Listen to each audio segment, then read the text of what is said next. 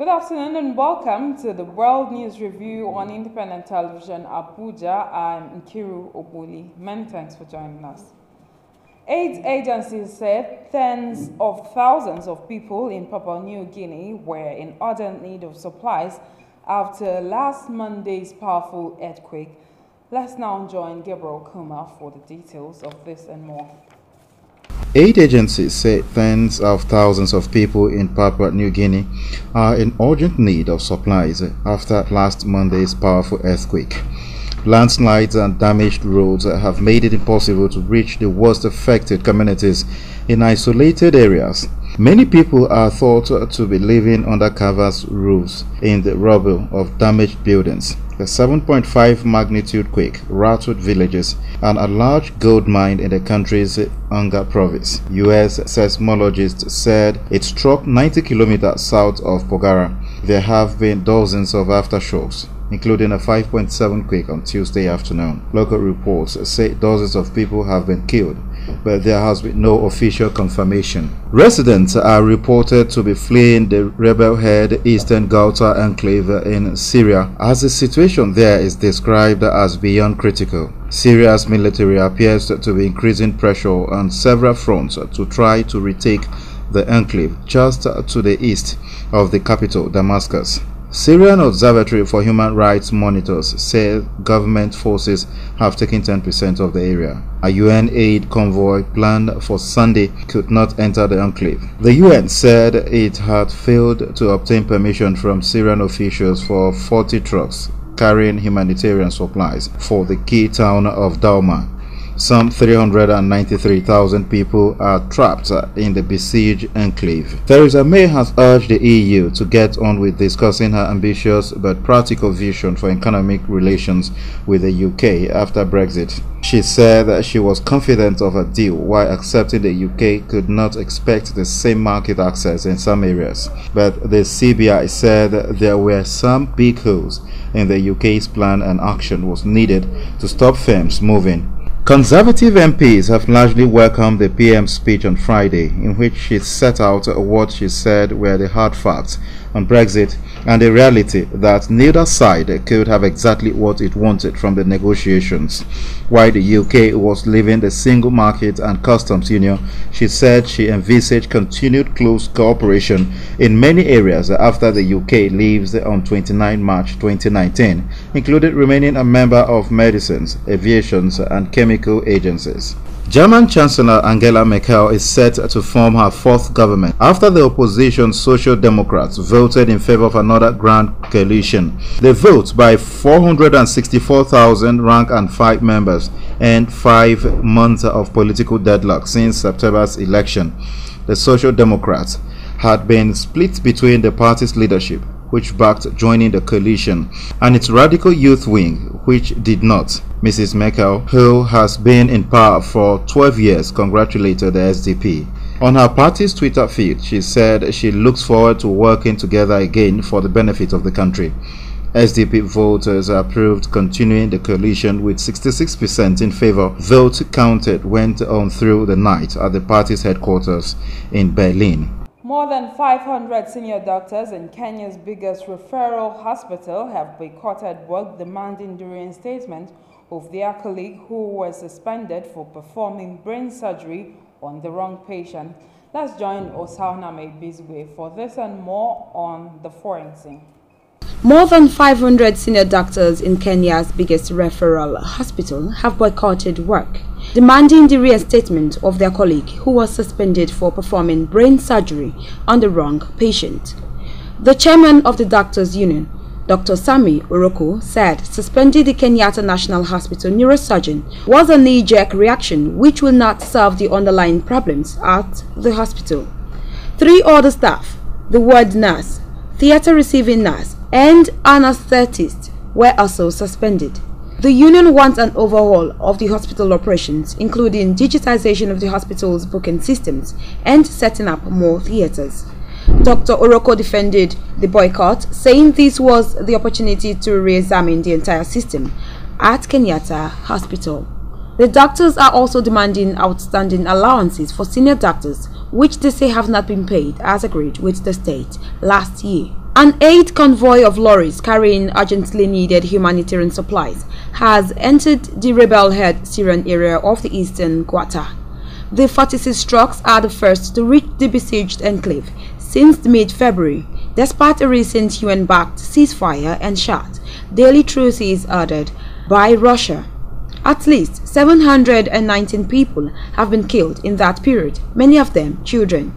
Activists say 14 civilians died in government airstrikes overnight, while another 5,640 people have been injured in the eastern Ghouta, an agricultural region east of the capital, Damascus. German Chancellor Angela Merkel has said it is important that a new government gets to work quickly after the longest period of coalition building in post-war Germany. She said she would work to secure jobs and prosperity and promised to provide a strong voice for Germany in the European Union. The Chancellor is set to form her fourth government after the opposition Social Democrats voted in favor of another grand coalition on Sunday. Two-thirds of SPD members backed the deal, despite the threat of veto. The SPD had been split between the party's leadership, which backed joining the coalition, and its radical youth wing, which did not. German President Frank-Walter Steinmeier has formally proposed Mrs. Merkel as Chancellor to the lower house of Parliament. She faces a range of challenges, including strong opposition from the Nationalist Alternative for Germany. The anti-immigrant party entered the federal parliament for the first time in September, with just over 12% of the vote, and now makes up the largest opposition group. The SPD suffered its worst ever election results, and many blamed their coalition with Mrs. Merkel's Christian Democrats for that poor performance. Germany has waited nearly 6 months for this, and its new government is a continuation of the last one, a coalition between Angela Merkel's Conservatives and the Social Democrats. Fresh airstrikes and clashes shook the Syrian rebel enclave of eastern Ghouta on Tuesday after deliberately needed aid delivery were cut short by fighting. More than 780 civilians, including 170 children, have been killed since Russian-backed forces launched an assault on the besieged enclave outside Damascus on February the 18th. The brutal onslaught on the last major rebel stronghold near the capital, the latest regime offensive of the 7-year civil war, has sparked outrage but little action from the West. The Syrian Observatory for Human Rights said government troops have advanced rapidly across farmlands in eastern Ghouta in the past week and, as of early Tuesday, controlled 40% of the enclave. Essential aid delivery to tens of thousands of besieged civilians were cut short on Monday as the regime pounded the region. A top South Korea security advisor said North Korea has agreed to freeze its ongoing nuclear weapons test if its security can be guaranteed. For this and more, let's join Blessing Omar. An independent investigation has revealed how South Sudan's leadership is channeling millions of dollars to fund the ongoing 4-year civil war in the country. An investigation by Global Witness, an organization that fights exploitation of natural resources, details how the country's state-owned oil company has fallen under the direct control of President Salva Kiir. It linked the national oil company Nile Petroleum of Nile Pet directly to arms transfers and the financial benefits of Mr. Kiir's closest advisors. The company, it says, operates in secrecy, and the report details how the secrecy has been used to finance military operations, arm transfer to ethnic militias, and cancel the looting of millions of dollars meant to help imports of essential goods. South Sudan security forces have also been accused of atrocities in the country's civil war, including ethnic cleansing and rape. NALPED has denied the allegations and suggested the evidence collected may have been forged. A top South Korea security advisor said North Korea has agreed to freeze its ongoing nuclear weapons test if its security can be guaranteed. In a press briefing on Tuesday, Chung Hu-young also announced that North Korea Kim Jong-un and its South Korean counterpart Moon Jae-in would hold a landmark summit in April. The summit of the two leaders would be held at the joint security area of Panmunjom. The announcement followed a high-level talks in Pyongyang between Chung and top North Korea leaders including Kim Jong-un. United Nations human rights officials said Myanmar has not stopped its ethnic cleansing of the Rohingya people in Rakhine State. The UN envoy's assessment of a continued campaign of terror and forced starvation comes 6 months after a military crackdown caused a mass exodus of Rohingya Muslims, with some 700,000 people said to have fled to neighboring Bangladesh since August. Myanmar's military says it is fighting Rohingya militants and denies targeting civilians in Rakhine State. Bangladesh and Myanmar authorities had been in talks over repatriating refugees in the coming months, but a build-up of Myanmar military on the border last week sparked concern. A Russian transport train crashed in Syria, killing all 39 people on board, with the defense ministry saying the aircraft wasn't shut down. The Antonov 26 aircraft crashed at Russia's Kamenny Air Base in Latakia province on Tuesday, Russian media quoted the ministry as saying. Initial reports suggested the crash may have been caused by a technical fault. The aircraft hit the ground about 500 meters short of the runway, the ministry said. 33 passengers and 6 crew members were on the aircraft when it went down at about 3 p.m. Moscow time. All of the people on board were Russian military personnel. The Kamenny Air Base is the main site for Russia's military campaign in Syria. The plane reportedly did not come under fire. Russian investigative committee said on Tuesday it opened a criminal case into the crash. Investigators will look into suggestions that flight safety rules had been flouted. It was the second Russian military plane to crash in Syria this year after a Su-25 ground attack jet was struck by a portable air defense missile over northern Idlib province last month. The pilot ejected and died on the ground. Russia's Air Force has played a crucial role in the 7-year war after it began operation in September of 2015 in support of President al-Bashir Assad's government. Saudi Arabia's Crown Prince is starting a 3-day visit to the UK amidst protests planned against his country's role in the war in Yemen. Mohammed bin Salman, 32, is seen by some as a modernizing first in the Gulf states. He is due to hold talks with Theresa May and have lunch with the Queen. The UK hopes to capitalize on the Saudi's economy opening up, but Number 10 said the Prime Minister will also express deep concern at the humanitarian situation in Yemen. Demonstrators are expecting to protest outside Downing Street against the killing of Yemeni civilians in airstrikes by a Saudi-led multinational coalition backed by the UK and the US that is battling the rebel Houthi movement. The Crown Prince, who is regarded as being heir presumptive to the 82-year-old King Salman, is making his first visit to the UK since taking up the role last year. He will also have dinner with the Prince of Wales and the Duke of Cambridge. He is credited with kickstarting economic and social reforms in the conservative Desert Kingdom, such as the upcoming lifting of the ban on women driving. According to reports, South Korean envoys say they will bring a private message to the U.S. from North Korean leader Kim Jong-un when they meet in Washington later this week.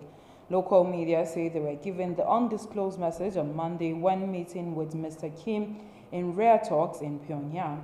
It is not clear whether the envoy will meet U.S. President Donald Trump. Previous U.S. talks with North Korea have come to nothing, and there has been no comment from Pyongyang itself. It has also been agreed that the leaders of the two Koreans will meet at a summit in April for the first time in more than a decade, and the first since Mr. Kim took over. South Korea's head of national security, Chung Il-young, and intelligence agency chief Sung Hoon met North Korea's reclusive leader during a 2-day trip that ended on Tuesday. Mr. Kim clearly expressed his country's willingness to talk with Washington and to pause weapons testing while this happens. Back to Africa, the United States Secretary of State Rex Tillerson has departed for Africa on a week-long 5-country visit to Nigeria, Chad, Kenya, Ethiopia, and Djibouti. Tillerson's during the visit will meet President Muhammadu Buhari and other top government officials and the leaders of 3 other countries. The trip, his first official visit to Africa as Secretary of State, has begun with a trip to Ethiopia and later to Djibouti, from where he will go to Kenya and Chad before coming to Nigeria. Speaking at George Mason University, Virginia, before his departure, the Secretary of State expressed optimism that there was ample opportunity in Africa for economic growth, greater prosperity, and responding to global challenges through mutually respectful partnership. According to him, he looks forward to returning and building on a strong foundation of U.S.-Africa relations, including visiting Chad, a country that has never before welcomed a visit by any Secretary of State. Speaking on U.S.-Africa relations, a new framework, Tillerson said over the past century, as African nations emerged from their colonial past, there had been a dramatic increase in America's engagement with Africa. And now the Sierra Leoneans have gone to poll to elect the president, members of parliament, and local council. President Ernest Bai Koroma is not running for another term as he is constitutionally ineligible, having served the maximum 10 years in office. Let's join Gabriel Kumar for this and other stories on the foreign scene.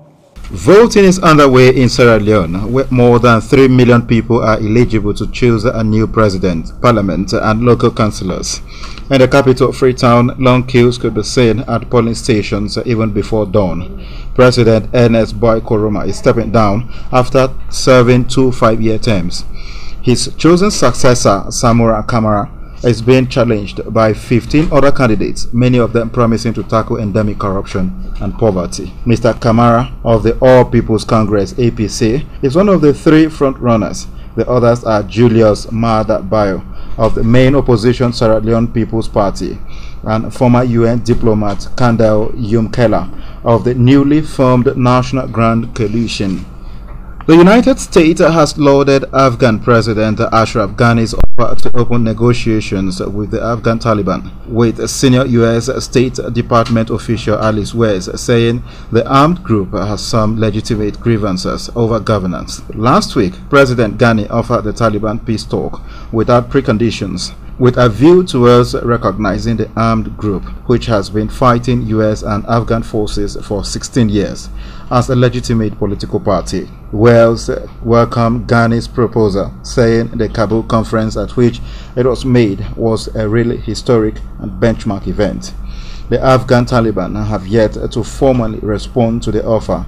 The group has been resurgent in the battlefield in recent months, with a U.S. watchdog reporting in October that 43% of the country was being contested between the Afghan government and the Taliban. A Russian transport plane crashed in Syria, killing all 39 people on board, with the Defense Ministry saying the aircraft reportedly wasn't shot down. The Antonov 26 aircraft crashed at Russia's Khmeim air base in Latakia province on Tuesday. Russian media quoted the ministry as saying the Antonov 26 aircraft crashed at Russia's Khmeim air base in Latakia province on Tuesday. Initial information suggested the crash may have been caused by a technical fault. The aircraft hit the ground about 500 meters short of the runway, the ministry said. 33 passengers and 6 crew members were on the aircraft when it went down at about 3 p.m. Moscow time. All the people aboard were Russian military personnel. The Khmeim air base is the main site for Russia's military camp in Syria. The plane reportedly did not come under fire. The British government is to build a new wing at Kirikiri prison in the Nigerian city of Lagos so that it can transfer Nigerians who are serving various jail terms in the country. The new 112-bed wing, which will cost £700,000, the equivalent of $973,000, and be compliant with the United Nations standards, will make it easier for Britain to comply with a prisoner transfer agreement signed with Nigeria in 2014. Under the deal, eligible prisoners serving criminal sentences in Nigeria and Britain can be returned to complete their sentences in their respective countries. The British government did not indicate how many prisoners might be moved or when the project is likely to be completed. Nigerian prisons, many of them built by British colonizers more than 100 years ago, are severely crowded, leading to spread of diseases. The government in Abuja has said it is developing a strategy to tackle the issue. Britain's own prison system has been showing signs of severe strain in recent years, with overcrowding, rising suicide rates, and a growing number of problems with drug trafficking and other crimes within jails that were built in the Victorian era. Kirikiri is not one of the oldest prisons in Nigeria, but it does date back to colonial times. In a written statement to Parliament, British Foreign Secretary Boris Johnson says tenders have been placed and a supplier identified to conduct the building work at Kirikiri. He, however, did not name the supplier. The project will be funded from Britain's Conflict Stability and Security Fund, which has an annual budget of more than £1 billion and aims to commission projects that can help prevent conflicts and stabilize countries or regions. At least 20 members of the Pakistani Taliban, including the son of Tehreek-e-Taliban Pakistan, Chief Mullah Fazullah, have been killed in a U.S. drone strike in northeastern Afghan province of Kunar. The fighters, including Abdullahi, were killed in a strike on TTP camp, the group said in a statement texted to local journalists in Pakistan's Bajor district, which borders Kunar, on Wednesday. According to the statement, 20 suicide bombers were killed while 6 other fighters were wounded in the same strike. Pakistan has often accused the U.S. and Afghan forces of not doing enough to target the TTP forces. Residents on the Afghan side of the volatile Pakistan-Afghanistan border, where they fled following a series of military operations by Pakistan. Now to some sports news. Thousands of mourners holding banners and letting off smoke flares gathered in Florence on Thursday for the funeral of Fiorentina and Italy footballer David Astori. The sudden death of the 31-year-old who captained his club has sparked an outpouring of grief in football Italy. One banner in the crowd read, "Ciao Captain," another, "Our Captain Forever." Italy's goalkeeper Gianluigi Buffon and his Juventus teammate Giorgio Chiellini were among the mourners, having flown back from London, where the Turin team dedicated their Champions League victory over Tottenham on Wednesday to Astori. A post-mortem examination has found he most likely died from a cardiac arrest linked to the slowing of his heart rate. And as the world celebrated International Women's Day, the Ivorian government has updated its labor laws to stop women from doing certain jobs. Let's join Lulu Odu for more on the foreign scene.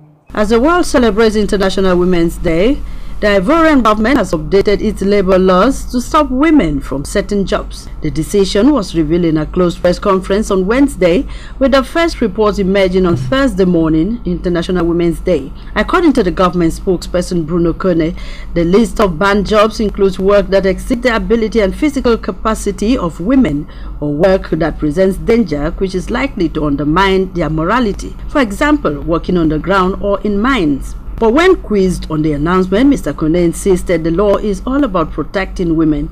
Ivory Coast's move came as leaders from around Africa went out of their way to praise women and their abilities on International Women's Day. In South Sudan, President Salva Kiir hailed women and girls for their courage, strength and resilience, while Uganda's Yoweri Museveni described women as the engine, the heart and backbone of the society. Women's workers in Spain are marking International Women's Day with an unprecedented strike targeting gender inequality and sexual discrimination. Work was being halted as part of a 24-hour strike organized by the 8 March Commission and backed by 10 unions and some Spain top women politicians. Hundreds of marches with the slogan, "If we stop, the world stops are planned. International Women's Day events are also being held in dozens of other nations across the world. Women taking part are stopping work and have been urged by organizers to spend no money and ditch any domestic chores for the day. One of the effects will be the cancellation of 300 trains on Thursday, the Transport Ministry said, with Madrid's underground network also disrupted. Marches in Madrid, Barcelona, Valencia, and a number of other cities were leading events in 200 Spanish locations. The 8 March Commission is behind the strike. Its manifesto calls for a society free of sexist oppression, exploitation, and violence, and worse working conditions, not being paid less than men for the same work. Some have opposed the strike. The ruling center-right party, the Partido Popular PP, said the action was for feminist elitists and not real women with everyday problems. However, 2 of the 5 female ministers in Spain's conservative government, Agriculture Minister Isabel Tajerina and the president of the Madrid region, Cristina Cifuentes, have said they will be observing a day of work to rule. And finally, on the foreign scene, Danish inventor Peter Madsen has denied murdering Swedish journalist Kim Wall on his homemade submarine at the opening of his trial in Copenhagen. Madsen has admitted dismembering the 30-year-old's body and disposing of it at sea, but says she died accidentally. Her remains were found by a passing cyclist 11 days after she interviewed the inventor last August. Madsen is charged with murder, dismemberment, and aggravated sexual assault. He faces a life sentence if convicted, which typically means 15 to 17 years in prison without parole. And for Foreign News Friday, our correspondent is standing by. The United Nations on Friday warned that 2 million children in the Democratic Republic of Congo are at risk of dying from severe acute malnutrition if they do not get the aid they need. UN spokesman Jens Lark told a Geneva briefing UN humanitarian chief Mark Lowcock will meet donors next week in the country where conditions in many years are worsening. The UN's World Food Programme, Bettina Laucher, said of the 2 million children at risk of starvation, some 300,000 children are in the Kasai region. Aid agencies say conflict has forced 1.7 million people to flee their homes in the Democratic Republic of Congo this year, causing a mega crisis. The DRC has been hit by years of instability, with rival militias fighting for control of territory. Kenya President Uhuru Kenyatta and opposition leader Raila Odinga have promised to begin a process of reconciliation following last year's bitterly contested election. Kenyatta and Odinga spoke on national TV after holding their first Republic meeting since the poll. About 150 people were killed in the aftermath of the dispute election. Earlier this year, Mr. Odinga swore himself in as the people's president and refused to recognize election winner Mr. Kenyatta as head of state. Until now, both had dismissed calls for talks. And that has been the World News Review on Independent Television Abuja. Many thanks for investing your time with us. I'm Nkiru Obuli.